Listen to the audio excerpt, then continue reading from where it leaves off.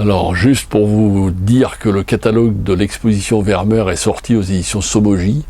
C'est un catalogue très complet qui relate donc toute l'exposition qui a lieu actuellement au Louvre. Précipitez-vous, parce que voir une douzaine de Vermeer dans le même endroit, c'est quand même très rare, puisqu'on revendique à peu près 27 ou 28 tableaux seulement, ou un petit peu plus, une trentaine de Vermeer, on n'est pas exactement sûr du nombre. C'est-à-dire que là, au Louvre, en ce moment, il y a plus d'un tiers de la production entière de ce peintre célèbre hollandais.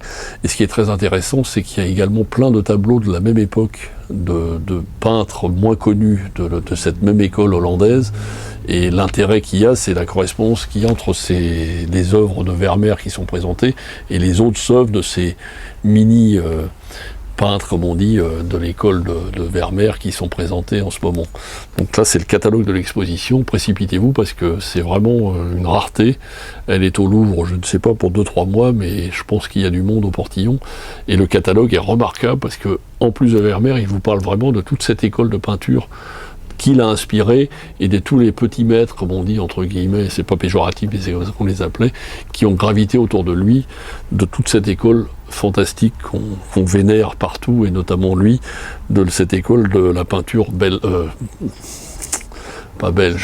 hollandaise, pardon, excusez-moi. Voilà, Vermeer, le catalogue de l'expo qui vient de sortir. Il y a plein de livres qui sont sortis sur Vermeer, mais je tenais à vous présenter celui-là qui est le plus significatif par rapport à l'expo. Il y a un très beau livre aussi chez Taschen qui est sorti. Il y a des biographies d'énormément d'auteurs, il y a des revues, enfin, c'est vraiment le mois Vermeer. Mais ça, c'est la somme totale de cette exposition, et vraiment, ce qui est intéressant, c'est la correspondance qu'il y a entre le peintre et tous les petits maîtres qui tournaient autour.